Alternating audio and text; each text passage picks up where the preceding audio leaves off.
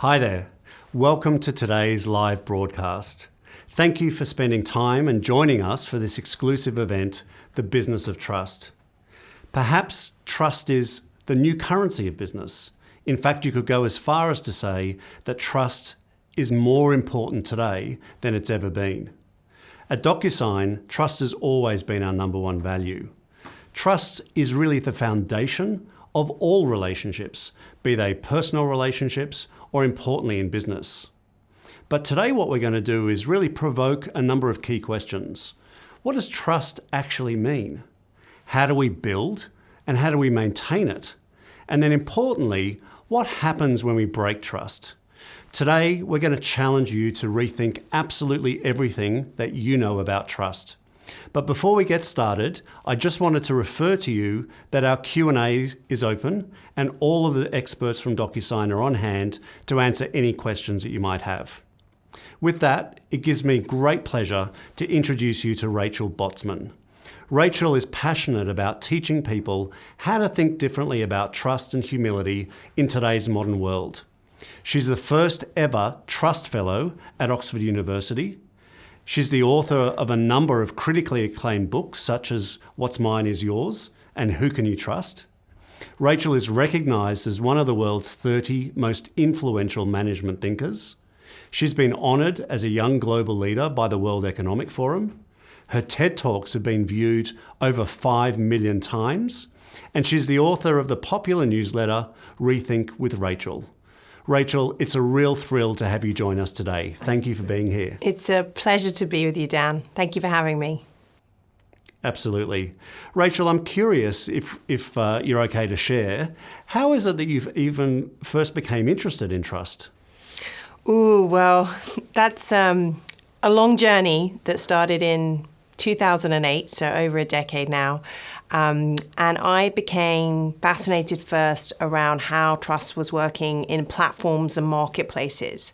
So I have been observing how technology was changing the way we could share music and information and connect with friends. And I had a hunch that something much bigger was happening, that we were on the cusp of a revolution in the way that technology would change the way supply and demand would work. But in that, it would also transform the way that we would trust one another. So I started studying little companies back then that were 4 or 5 people. So I was deep inside companies like Airbnb with the founders and Lyft and Uber and Etsy. And also companies like Zipcar that were transforming the way that we could access assets. And interestingly, back then, no one was really looking at the way technology was changing trust. And I thought this would be transformational, and it turned out it was. So that was the beginning of the journey, and then it's evolved into different chapters and different interests around trust. Wow, very powerful hunch you had. Because you could argue, Rachel, in many respects that your thinking eventually became known as today what we call the sharing economy. Yes, that's an interesting journey because I wrote What's Mine is Yours and defined this thing. And then I gave my first ever talk actually at TEDx Sydney. And it went on the main page of TED.com. And then the media dubbed that this sharing economy was about to take off. Interestingly, that was around 2010. And it really took 2-3 years after that to become sort of what we know it today. And it was actually interesting. I'm not just saying this, Dan, but I was, sort of going around the world and trying to start this global movement around sharing the way we think about assets and efficiency and sustainability. And I was at an airport and I got a call from one of your founders because I had been talking a lot about issues of information asymmetry that happen in marketplaces and how clunky these transactions were. And they said, we're working on this product to change the way contracts are going to work and change the way that people are going to interact. And so DocuSign was actually very early in seeing not just the change of information, but the change in relationships. How do we want to connect and collaborate in really different ways? And the technology wasn't even there 10 years ago. Wow. What a great story. Thank you for sharing that, Rachel. I'd love to be able to just level set with you, really for the purposes of our audience today. How do you typically define trust? It took a long time to come up with a definition. And the main problem is because there are a lot of definitions out there. It's the most debated sociological concept. There are more definitions of trust than there are of love. But like love, it is actually a feeling. So I hear some companies talk about it as an asset or an attribute, but it's really a very deep human feeling. And the way I define trust is, it's pretty simple actually, that trust is a confident relationship with the unknown. And when you see trust through this lens, you start to understand how important it is to our lives, to our relationships, to society, to innovation, to trying new things, to taking risks. If trust didn't exist, we couldn't innovate, we couldn't change our behaviors. So we tend to think of trust as something that is fundamental to relationships, and it is, but it's equally important for product innovation. It's equally important for risks and behavioral change. So trust is a confident relationship with the unknown. If there is no risk in something, if you know exactly how something is going to turn out, very little trust is required. So when you are introducing people to new things and trying to change behaviors, you need more trust. Right. And I've also heard you talk a lot, Rachel, about the importance of making the distinction between what you call building trust and then earning trust. Why do you place so much importance on that distinction? And I should say that still after a decade, I have to pick up my own language because this language of building trust is absolutely everywhere. And it sounds like it is a language issue, but it's very reflective of the way we think about trust as a society. So leaders will say, oh, how do I build trust? Or I really want to build trust with my new team.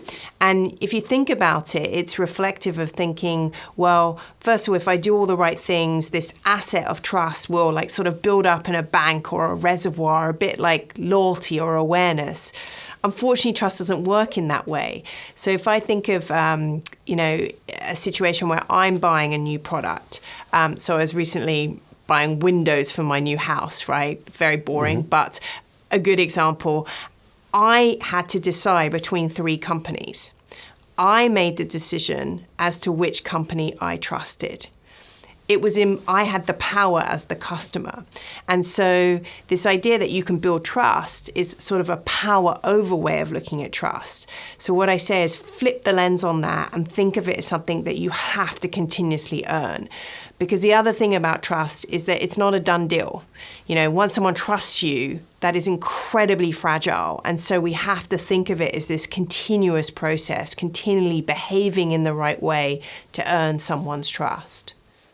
So it sounds like, Rachel, that trust is really maintained over time, if you like, by those moments of truth where the trust is rebuilt and re-earned almost moment by moment. Yeah, there are very important moments of truth. So you actually want to get into a stage of a relationship where people are not thinking about trust, right? So trust is often very important early on in a relationship. But you've probably had this experience down with your own team or with an interaction with the company, that these moments of truth, they often happen sometimes when things have gone wrong, sometimes where there is conflict or tension. That is a moment of truth as to whether trust gets broken down or whether you can earn more trust through those relationships. Right. I was fascinated, Rachel, to hear you talk about yourself as a consumer.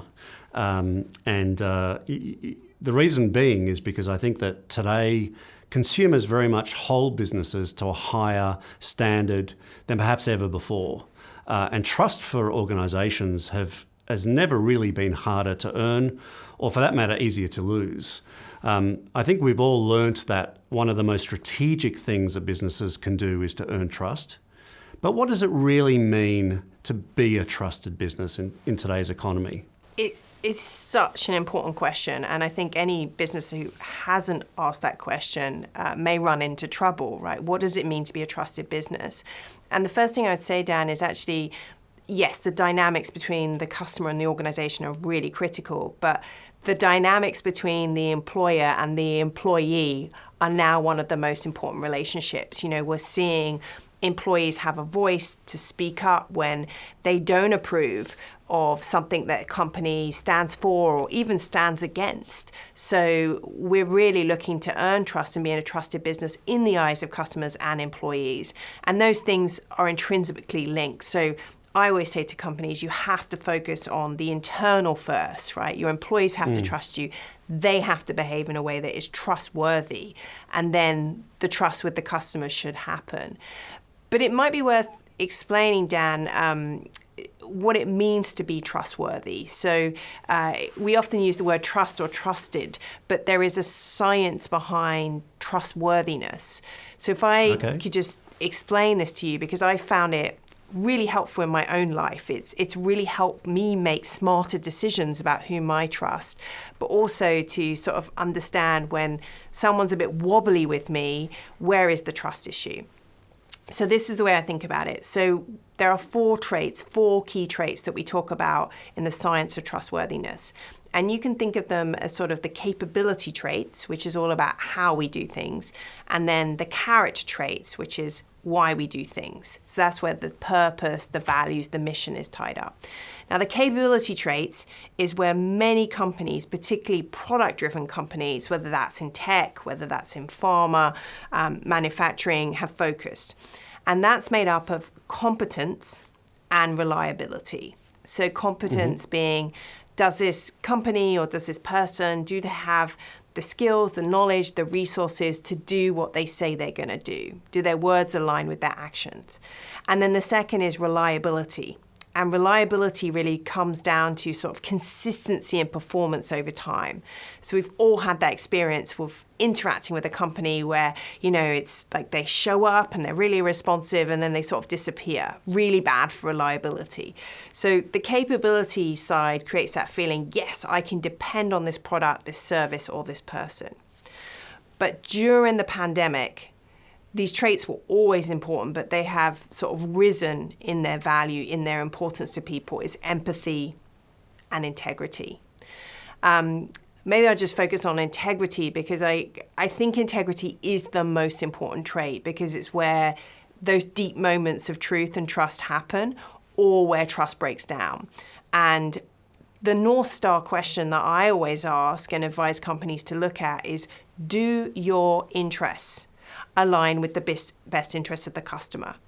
And you can literally map across the organization your terms and conditions, customer service, pricing, algorithms, the way you're making decisions. If you have a misalignment of interest there, that's usually the cause of where trust issues will start to form. So competence, reliability, integrity, and empathy are the four traits of trustworthiness. And of course, it depends on context as to which one is the most important, but you've got to get that North Star question around integrity absolutely right. Right. Okay. Got it. Rachel, you touched earlier on platforms. And at DocuSign, we very much revolutionized the way that people reach agreement electronically. The pandemic, to a large extent, has meant that organisations have had to place even more trust in the digital signature, largely, you could argue, out of necessity.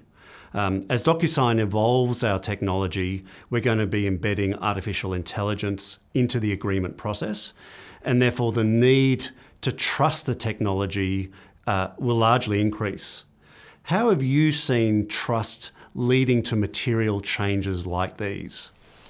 Oh, it's so interesting. And contracts and signatures, so the way that we confirm that we believe and trust what is in that document, I think is so ripe for not disruption but transformation. It's still quite a clunky process.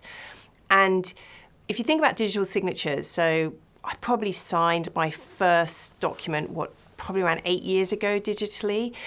That is what I would call a Trustleap, right? So that first time I received it electronically from someone and used the digital signature and sent it back, I was taking a risk to do something new or to do something differently. That was a Trustleap.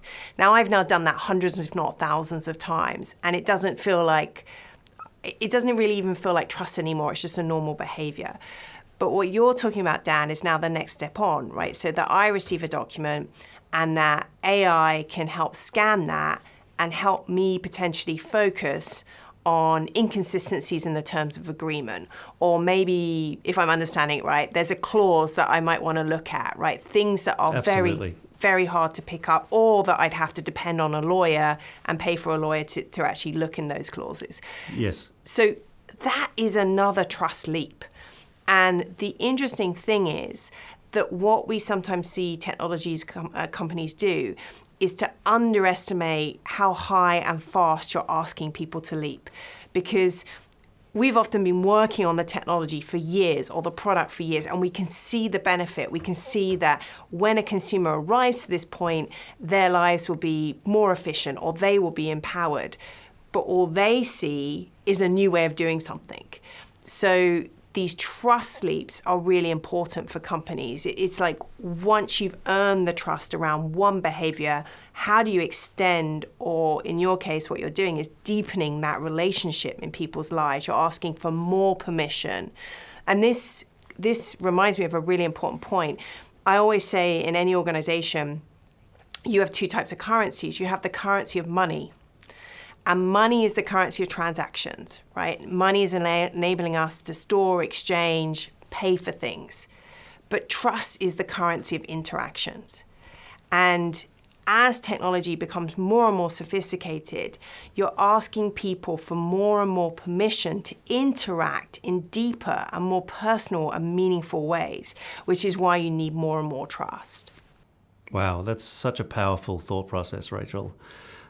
Just extending that a little bit, I'd love to ask you, at DocuSign we see companies make technology investment decisions for a variety of reasons. Earlier in your answers you were talking about features. It might be technical comparisons. Maybe it's even price for that matter. At DocuSign what we do is we often say that trust actually is perhaps one of the most important criteria, because trust encompasses so many aspects of the technology, the security, the reliability, the scalability even of the solution. How should organizations think about making investment decisions like technology, and where does trust fit into the equation for them? Oh, I don't even know where to begin on that one because there's so much in it. Let me start with sort of the decision process, because I think sometimes what we see with tech products is them competing, I should say, on price and competing on convenience. And of course, those things are important. I'm not going to deny their importance, but they can also be short-lived, right? So if that is sort of your strategy to win, that we're going to be the cheapest product in the market and the fastest product in the market, you may not necessarily be the most trusted product in the market. It is true that convenience sometimes trumps trust. So there are companies and products that I should say that I don't necessarily deeply trust them, and I still use them because they are convenient in my life. But competitors will rise up in that situation and use that as an opportunity to come in and disrupt, because there is actually a gap. So trust is really about longevity with that customer. If you want, as we were talking about, if you don't just want to sell one product, but you really want to extend that relationship and deepen that relationship, you won't get there with price and convenience. That only goes so far. So this, again, trust in many ways, you can see it as a permission to take risks and interact with people and innovate with customers, versus just having a very transactional relationship is what happens when you have convenience and efficiency. Right. Maybe if we sort of pivot from here, Rachel, if that's okay, we've also seen of late businesses think very differently about the environmental and perhaps even the social impact that those organisations are making on the world. I'd love to ask you, how do you see technology playing a role in rethinking a responsible relationship between both business and society? Yeah, I mean, I think what we struggle with is the scale of the problems that we're facing. Climate change being the obvious one. Human beings really struggle with scale and time frames. So the immediacy of these things, we often wait too long. And technology is the enabler of systems change, because that's what's required. It's not just about taking a problem that's in front of us and solving that. We need paradigm shifts in humans' relationship to resources. We need paradigm shifts in the way that we think about value and efficiency and unlocking unused assets. And technology is the enabler of that. Technology can change the way that we don't just sort of manufacture energy, but use energy and redistribute it. It can change communications. It can change transformation.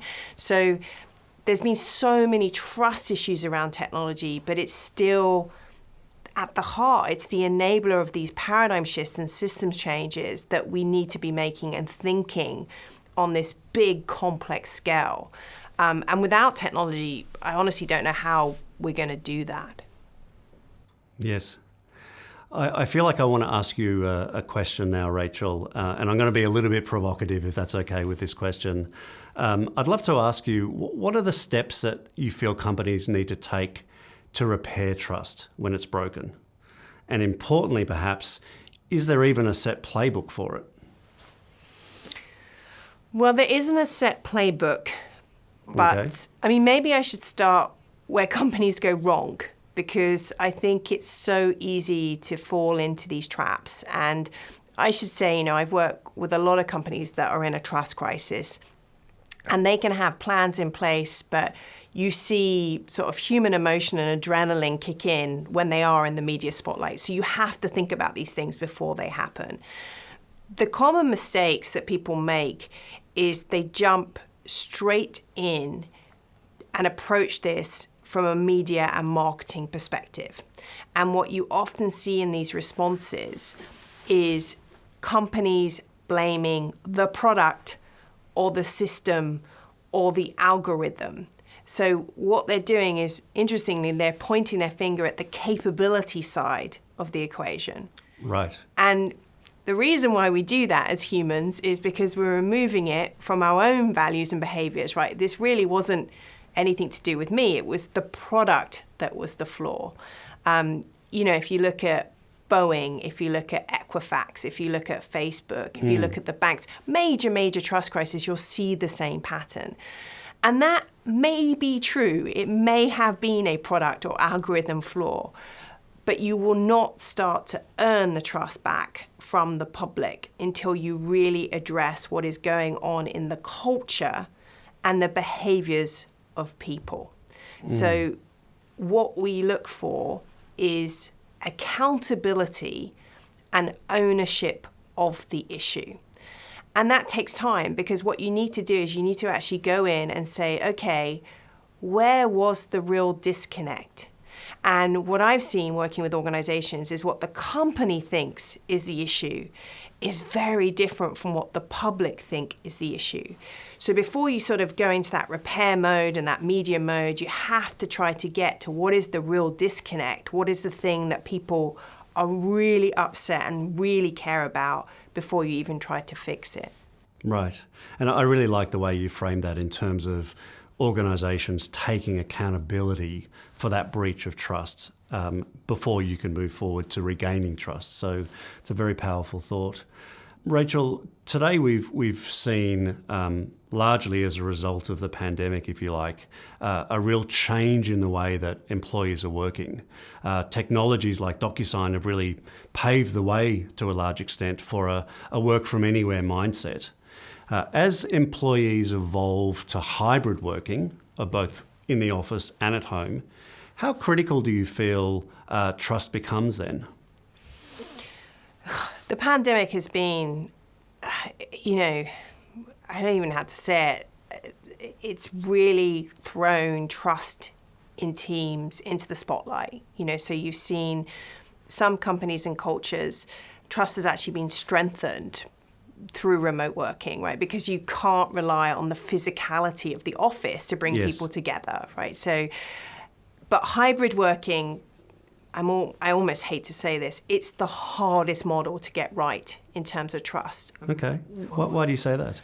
Well, when everyone's virtually, we're all on the same plane, right? So even if you've probably sat in a a hybrid meeting, Dan, where I have to teach sometimes hybridly, where I have some students online and some students in the classroom, right?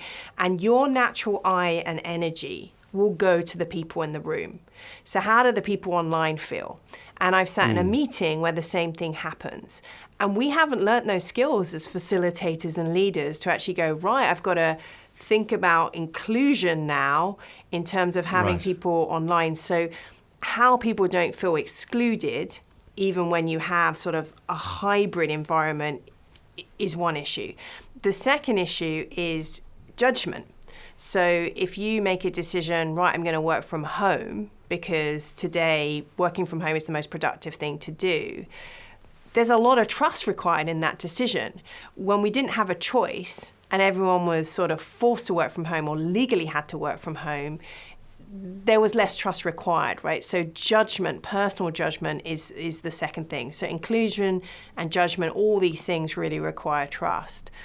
And the third thing is actually getting the technology right. So my worry is we've become so reliant on video conferencing, right? Someone called me the other day and I realized I'd lost the ability just to do a phone call, right? Because I was looking for all those face cues. Right. And so my fear is we are thinking about hybrid technologies, the technologies we need for hybrid working. We think they're the same as virtual working, but actually it's another design problem that we have to solve. Yeah, absolutely. I mean, I think in many respects, Rachel, what we have to do is rethink the whole construct of a meeting. And to the point you made earlier, who are we catering the meeting for? And how do we drive equality and participation between those physically there versus those remotely there? Rachel, it's been so fascinating to spend time with you. I feel like I want to dig deeper in so many of the topics we've covered. Maybe just in closing, if I could ask you, what's the biggest misconception that you've heard about trust in business? I have to pick two really quickly. So the first would be this idea that transparency equals more trust, which is quite challenging. Transparency, if you think about going back to the definition where we started, trust is a confident relationship with the unknown. So if your strategy is transparency, you're actually in a low trust state. Because what you're saying is everyone should know everything about what's going on. It's like disclosure information. And transparency is a very effective tool, don't get me wrong, but it's not the end state. You don't want to be a completely transparent organization. So that's the first thing. Quite challenging to get our heads around because transparency has become such a positive virtue. Yes. The second is humility. And I think this is what we are looking for now in leaders and organizations, that once you've established yourself as capable and competent, it is okay to say that you don't know. I'd rather a company says to me, actually, my product can't do that thing, or we can't deliver on that timeline. I'd rather a leader say to me, I don't actually have the information to give you a correct answer. And the reason why that's risen up as something that is very important to employees and consumers is because the relationship they've had with political leaders, that they've had these leaders that haven't acted with humility.